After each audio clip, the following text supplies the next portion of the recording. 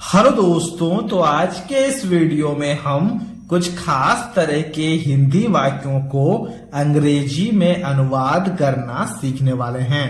जैसे कि सबसे पहला वाक्य है, तुम्हें घर पर होना चाहिए।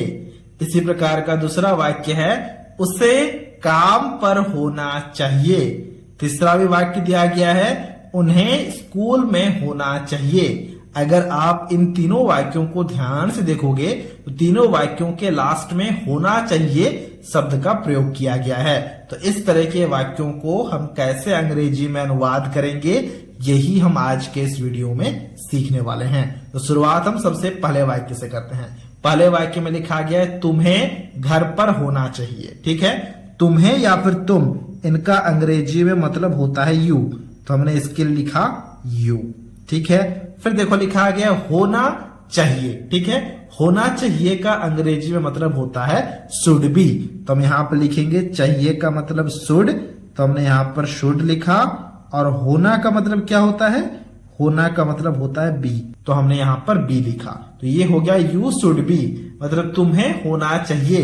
कहाँ होना चाहिए ना, घर पर होना चाहिए। तो इसलिए पर के लिए यहां पर लिखेंगे हम एट, और घर का अंग्रेजी में मतलब होता है होम, तो हमने यहां पर लिखा you should be at home. ये हो जाएगा तुम्हें घर पर होना चाहिए का अंग्रेजी में अनुवाद। इसी प्रकार से देखना यहां पर दूसरे वाक्य में लिखा गया, उसे काम पर होना चाहिए। अब हम ये मान के चलते हैं कि यहाँ पर जो उसे लिखा गया है ये किसी एक पुरुष के लिए लिखा गया है, इसलिए हम यहाँ पर उसे के लिए लिखेंगे ही।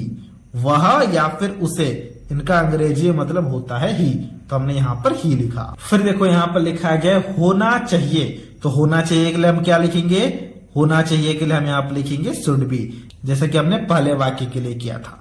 ठीक है, तो हमने यहाँ पर लिखा should be. He should be मतलब उसे होना चाहिए। कहाँ होना चाहिए ना, काम पर होना चाहिए।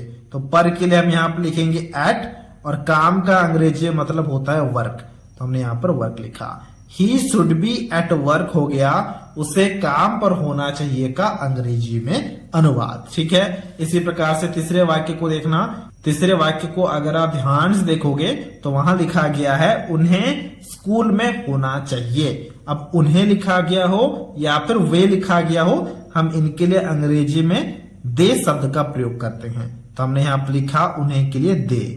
फिर देखो यहाँ पर भी लिखा गया होना चाहिए, तो हम यहाँ पर लिखेंगे should be.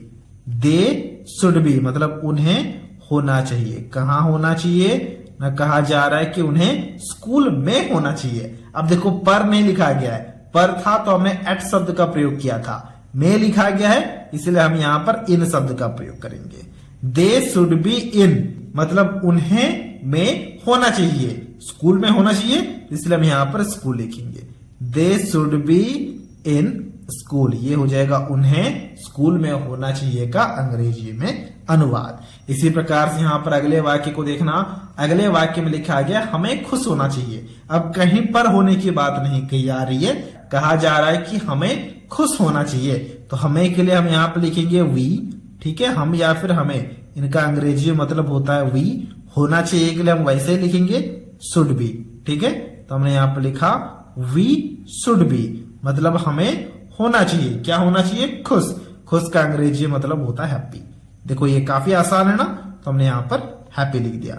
We should be happy हो गया हमें खुश होना चाहिए का अंग्रेजी में अनुवाद। इसी प्रकार से यहाँ पर पांचवें वाक्य को देखना। पांचवें वाक्य में लिखा गया है, मुझे यहाँ होना चाहिए। अब मुझे के लिए हम क्या लिखेंगे, अब हम मुझे के लिए लिखेंगे आई। मैं या फिर मुझे के लिए हम आई शब्द का प्रयोग करते हैं। होना चाहिए, होना चाहिए के लिए हम यहाँ पर लिखेंगे आई शुड बी। ठीक है, तो हमने यहाँ पर लिखा आई शुड बी मतलब मुझे होना चाहिए। कहाँ होना चाहिए ना, यहाँ होना चाहिए। यहाँ का अंग्रेजी में मतलब होता है हेयर, तो हमने यहाँ पर हेयर लिखा। आई शुड बी हेयर हो गया मुझे यहाँ होना चाहिए का अंग्रेजी में अनुवाद। इसी प्रकार से यहाँ पर लास्ट वाक्य को देखना, जो आज के इस वीडियो का लास्ट वाक्य है, वह है तुम्हें वहां होना चाहिए। अब इसके ट्रांसलेशन को अभी आपको खुद से करना है और हमसे कमेंट बॉक्स में जरूर शेयर करना चाहिए। यहाँ पर जो वहां लिखा गया है ना, वहां का अंग्रेजी में मतलब होता है देयर। मैं लिख देता हूं ताकि कोई भी कंफ्यूजन ना हो। अब आप इसके ट्रांसलेशन को काफी आसानी से कर पाओगे। ट्रांसलेशन को खुद से करना है और हमसे कमेंट बॉक्स में जरूर शेयर करना है। तो ये था आज का वीडियो। अगर आपको ये वीडियो अच्छा लगा है तो इस वीडियो को एक लाइक जरूर कर देना, और कुछ इसी तरह की वीडियोस को देखने के लिए आप हमारे चैनल को भी सब्सक्राइब कर सकते हो।